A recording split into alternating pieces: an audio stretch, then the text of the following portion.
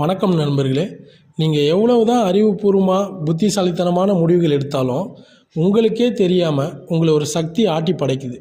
அதுதான் உங்களுடைய ஆழ்மனசு, subconscious mind.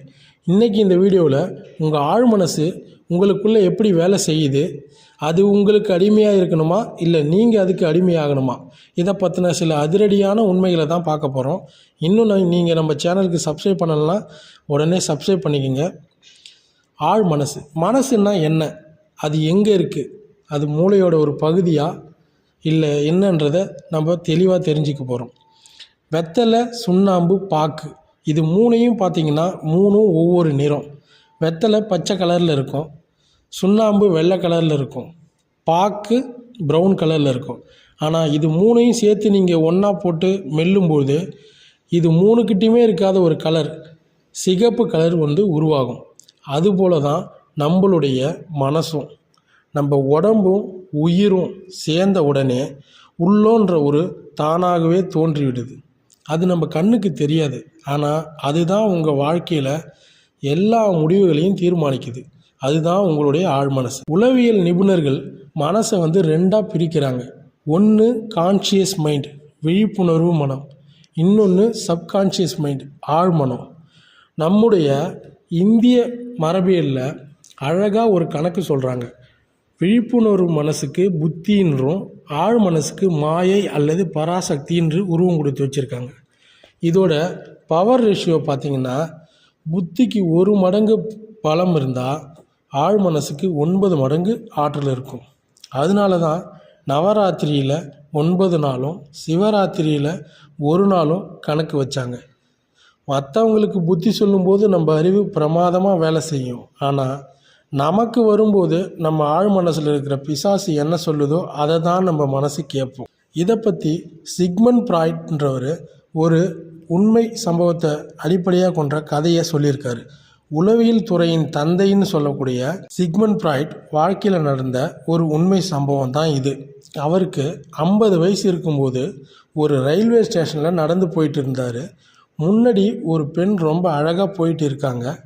பிராய்டுக்கு அந்த பொண்ணை தொட்டு பார்க்கணுன்னு தோணுது.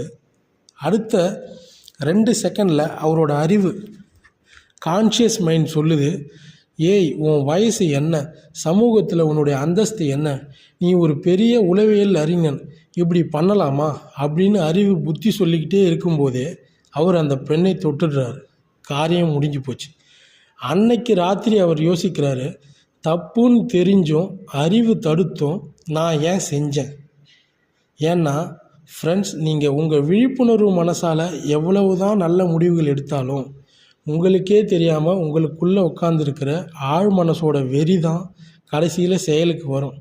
சிகரெட் குடிக்கிறவங்க, மது அருந்துறவங்க எல்லாரும் அறிவுபூர்வமாக அதை செய்கிறாங்க. உள்ளே இருக்கிற ஒரு படபடப்பு, ஆழ் மனசோட பிடிவாதம் அவங்கள அறியாமலேயே அதை செய்ய வைக்கிது. இந்த ஆழ் மனசு எப்பொழுது உருவானது தெரியுமா?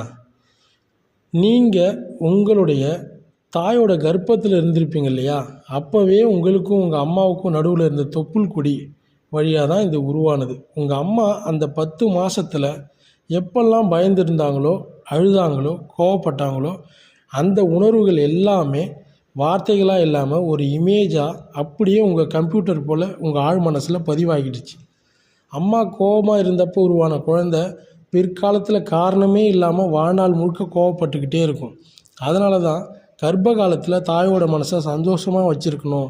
ஏன்னா அது தாய்க்கு 10 மாத பிரச்சனை, அந்த குழந்தைக்கு அது வாழ்நாள் பிரச்சனை. ஒரு சுவாரஸ்யமான கதையை பார்க்க போகிறோம்.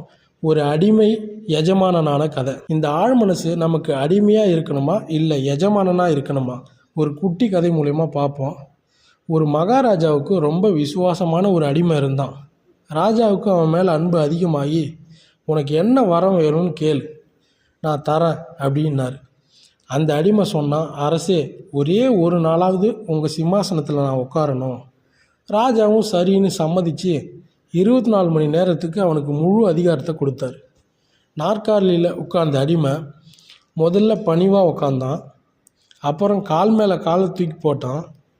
கொஞ்ச நேரத்தில் பக்கத்தில் நின்ன மகாராஜாவை பார்த்து இவனை கொண்டு போய் ஜெயிலில் போடுங்கன்னா, அடுத்த சில மணி நேரத்தில் இவனை தூக்கில் போடுங்கன்னு உத்தரவிட்டான். ராஜாவும் தூக்கிலிடப்பட்டார். அதுக்கப்புறம் சிம்மாசனத்தில் உட்கார்ந்த அந்த அடிமை நிரந்தர எஜமானாக ஆயிட்டான். இந்த கதையில் வர அடிமை தான் உங்களுடைய மனசு நண்பர்களே. ஒரே ஒரு தடவை தானே மனசு கேட்குறது செய்வோம் அப்படின்னு நீங்கள் எப்பெல்லாம் உங்கள் மனசுக்கு தாழ்ந்து போகிறீங்களோ அன்னைக்கு உங்கள் அடிமை சிம்மாசனத்தில் ஏறி உட்கார்ந்துடும். அப்புறம் அது உங்களையே அழிச்சிடும். நம்மள பல பேர் நினச்சிட்ருக்கோம் நம்ம பிரச்சனைகளுக்கும் தீர்வுகளுக்கும் வெளியில் எங்கேயோ வழி இருக்குன்னு. கங்கையிலையோ காவிரியிலையோ போய் குளித்தா உங்கள் ஆழ் மனசில் இருக்கிற குப்பை அழியாது. பிரச்சனை உங்களுக்குள்ளே தான் இருக்குது. அதற்கு தீர்வும் உங்களுக்குள்ளே தான் இருக்குது. உங்கள் ஆழ் மனசு உங்களுக்கு நல்ல எஜமானனாக இருக்கணுமா இல்லை விசுவாசமான அடிமையாக இருக்கணுமான்றதை நீங்கள் தான் முடிவு பண்ணணும். மனதில் உறுதி கொண்டு ஆழ் மனதை நல்வழிப்படுத்துங்க. வாழ்க்கை உங்கள் வசப்படும். இந்த வீடியோ உங்களுக்கு பிடிச்சிருந்தா லைக் பண்ணுங்கள், உங்கள் ஃப்ரெண்ட்ஸுக்கும் ஷேர் பண்ணுங்கள். மறக்காமல் நம்ம சேனலுக்கு சப்ஸ்கிரைப் பண்ணுங்கள். நன்றி நண்பர்களே. மீண்டும் ஒரு வீடியோவில் சந்திப்போம்.